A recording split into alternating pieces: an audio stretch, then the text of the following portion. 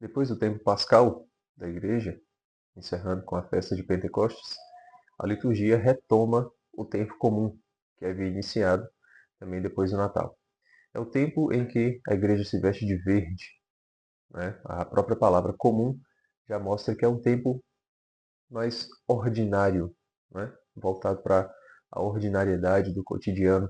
Não há nada de extraordinário neste tempo, exceto as festas que são celebradas, né? Celebramos agora a Santíssima Trindade, haverá Corpus Christi, Sagrado Coração de Jesus, enfim, outras grandes festas dentro do tempo, mas que não são preparadas pelo tempo, diferente da Quaresma, né, que tem toda um olhar voltado para a penitência, para a conversão, se preparando para o tempo da Páscoa, também o Advento para o Natal, enfim. Mas existe uma beleza no tempo comum que a gente precisa prestar atenção para enxergar. Quando a igreja ela coloca o tempo litúrgico, os tempos litúrgicos, ela está colocando algo de sagrado no profano, certo? Porque, por exemplo, a gente tem aí o espaço sagrado do templo, né? Que é evidente. Quando vamos para a igreja, nós estamos dentro de um ambiente sagrado que é diferente do ambiente profano que é o lado de fora. Todo o resto, tudo que está fora do templo é ordinário, é comum, é corriqueiro, não é sagrado. Não existe uma sacralidade no espaço fora da igreja. Já na igreja exige toda uma postura, existe uma arquitetura, ao menos deveria ter, né? Imagens, tudo aquilo que volta o nosso olhar para o transcendente, que nos tira da ordinariedade, do cinza da cidade, certo? E assim também o tempo. A igreja ela coloca as festas, os templos, justamente para que nós possamos celebrar a Deus no tempo, não só no espaço, tá? Só que com a construção do tempo comum, a igreja ela está colocando algo de sagrado também fora dos tempos sagrados. Porque existe, né, vamos pegar aí na mitologia, existem dois tipos de tempo para a mitologia grega, que é o Cronos, o deus do tempo, aquele titã que devorava, né, os seus filhos, e o Kairos, que é o tempo da graça, o tempo oportuno. O Cronos é um tempo destruidor. Né? Para os romanos é Saturno, e aí a turma da astrologia já se lembra logo que Saturno é o grande maléfico. E de fato, né? Cronos é aquele que devora, e o tempo de fato ele devora todas as coisas. Né? O tempo ele acaba com a beleza, ele acaba com a bondade, ele acaba com a fartura, né? O alimento se perde, a beleza se esvai, enfim. Só que o Kairos, ele é aquele deus rápido, que tem uma mecha de cabelo só na frente, e que ele abençoa quem consegue pegá-lo, mas só é possível pegá-lo se segurar na mecha do cabelo dele. E ele é muito veloz. Né? Se tivesse o cabelo atrás, passava, né? Pegar. Não, tem que pegar de frente. E aí, se conseguir segurar o Kairos, ele vai abençoar. Então, o tempo oportuno, o tempo santo, o tempo da graça, são tempos que a gente precisa ter muita atenção, ter muita é, perspicácia para conseguir pegar esse tempo, para conseguir ver o momento em que a graça vai passar, para segurarmos, para pegar ela de frente, certo? Para que esse tempo nos abençoe. O pessoal da agricultura, eles tinham isso em mente, muito mais do que nós, homens da cidade, homens modernos. Apesar de eu morar na roça, eu sou um homem da cidade na roça. E aí o pessoal da agricultura, eles sabiam qual era o tempo de plantar, porque se não plantar, aquela determinada semente ou aquela determinada muda, naquele tempo não conseguiria colher, porque iria passar o tempo oportuno daquele fruto, daquela semente, daquela hortaliça, etc. Né? Então tem um tempo em que os sinais dos tempos começam a mostrar, né? As nuvens começam a mostrar qual era o momento de cavar, as chuvas começam a mostrar, né? Esse ano não vai ser bom para tal fruto, por conta das chuvas que estão desse jeito. Apesar de ser o tempo, não está um tempo oportuno. Né? O Kairos não está passando na época certa. E assim eles têm dimensão do que fazer. Nós não temos isso, né? Porque nós vivemos o corre-corre do dia a dia. E aí, para nós, toda segunda é igual. Toda sexta é igual, né? Chegamos cansados do fim de semana na segunda sem querer trabalhar. Trabalhamos na sexta empolgados pelo fim de semana que virá, né? É sempre assim.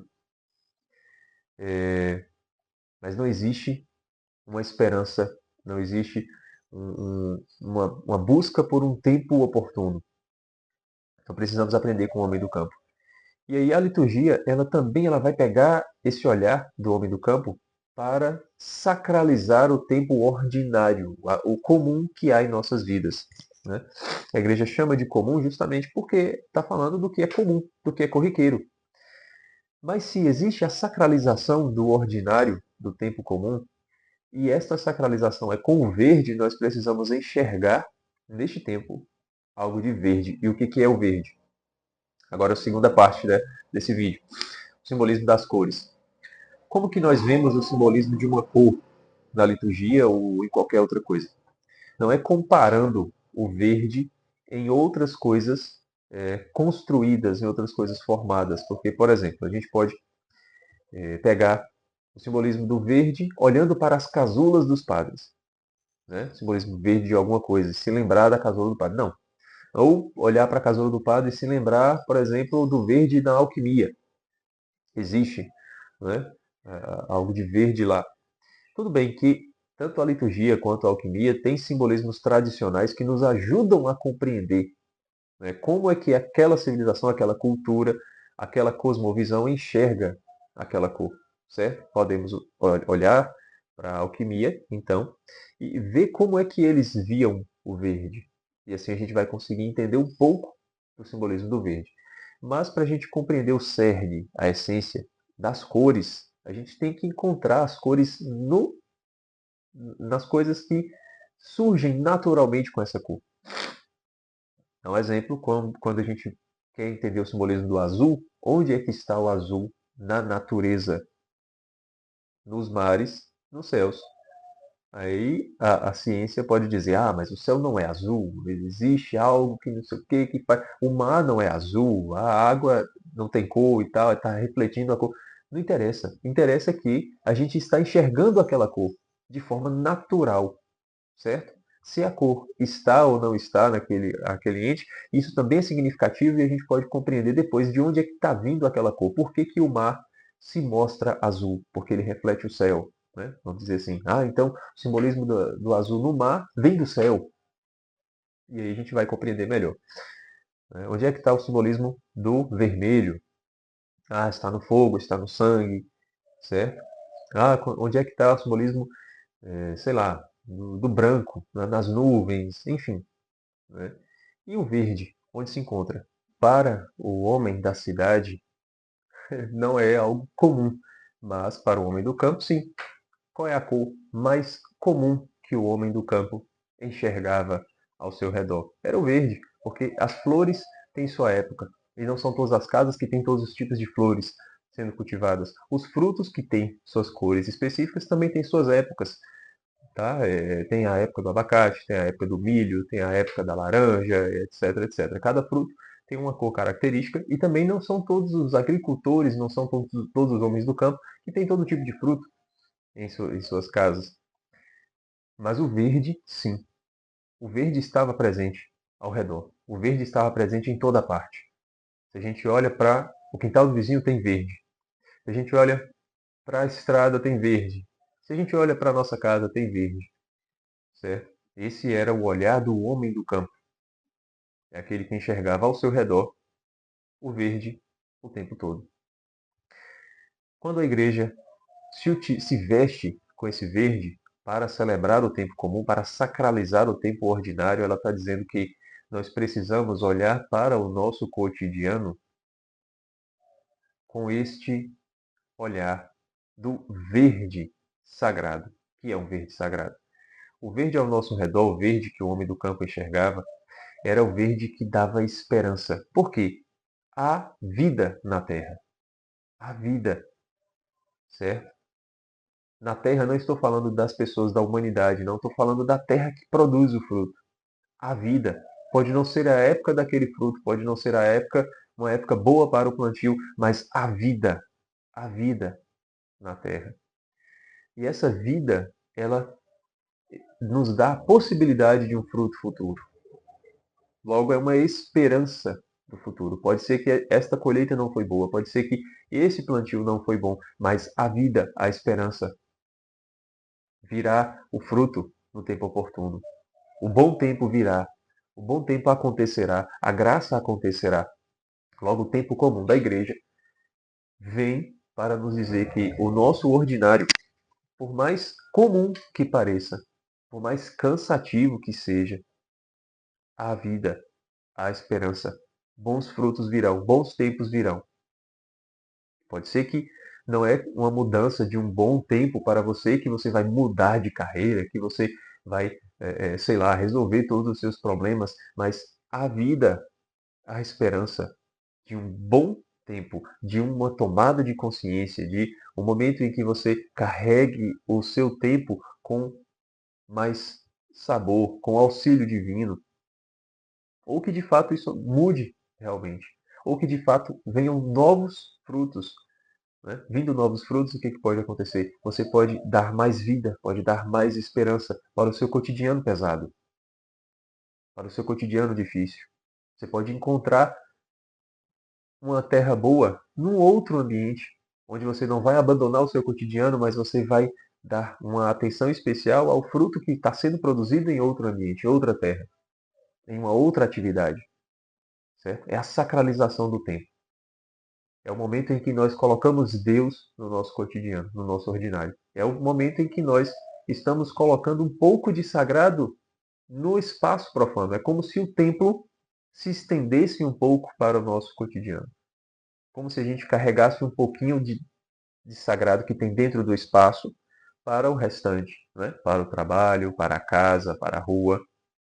A gente está fazendo isso com o tempo, certo? A gente está carregando um pouquinho do sagrado que existe no tempo, a penitência da quaresma, a oração do advento, a alegria do Natal, a felicidade da Páscoa, tudo isso sendo carregado para o nosso cotidiano, para a penitência do nosso sacrifício cotidiano, das dificuldades, para a oração que a gente precisa prestar a Deus, para a alegria e felicidade que nós devemos ter nas pequenas coisas que nos acontecem e nas grandes coisas que nos acontecerão, certo? Esse é o sentido, essa é a beleza que existe no tempo comum. E eu realmente gosto do tempo comum, eu tenho começado a gostar cada vez mais do tempo comum, porque até a liturgia, ela nos dá uma certa liberdade. Todas as liturgias, né, as leituras dos outros tempos estão voltadas para aquele assunto principal. A do tempo comum, não. As leituras do tempo comum, elas são muito amplas, elas nos dão infinidade de significados, de possibilidades. Né? É uma leitura que é muito rica, realmente é uma leitura muito rica, certo? Você fazer a leitura das liturgias, ao menos nos domingos, certo? Você percebe que primeira leitura, segunda leitura, evangelho, salmo, elas não existe uma conversa única. Não estão todo mundo falando de uma coisa só, certo? Não é ali como é que eu posso dizer? Não existe um uníssono, não existe um único tom, mas o tempo comum é um coral. Tempo comum é quando existe ali o tenor, o contralto, a soprano, certo? Barítono. Cada leitura está cantando num tom diferente. E a gente pode prestar atenção numa voz ou na outra, só que no final estão todas em harmonia, cantando um único cântico. Mas às vezes uma voz está mais alta que a outra, às vezes uma repete uma palavra que a outra não, se torna aquela coisa, aquela harmonia muito bonita, diferente dos outros tempos, onde estão todos cantando numa única voz, num único tom, uma única música, que também tem sua beleza, certo? Também tem sua beleza, porque nós sintonizamos o nosso olhar para aquele tema, para aquele ponto, certo? Só que no comum existe essa harmonia da diversidade. Diversidade das leituras, dos assuntos, dos temas, das vozes, que cantam todas um único hino de louvor a Deus. O hino de sacralização do tempo ordinário, do tempo comum. Era isso que eu tinha para falar para vocês neste vídeo. Não deixe de cumprir a liturgia do YouTube. Se inscreva neste canal, curta esse vídeo, comente o que você está achando dos vídeos, o que você gostaria de ver aqui também no canal, tá bom? E se você tem gostado desses vídeos, né? Você gostou deste conteúdo, né? Dê uma olhada também nos links que estão aí na descrição do vídeo, certo? E aí tem uma chave Pix, onde você pode estar contribuindo com este canal, para que esse canal continue, tá certo? Pode mandar aí, né? 5, 10 reais, né? 5 reais são 4 fraldas já que você vai estar dando para os meus filhos, tá bom? Já é uma grande ajuda para que esse canal continue, tá certo? Era isso, um abraço e até o próximo vídeo.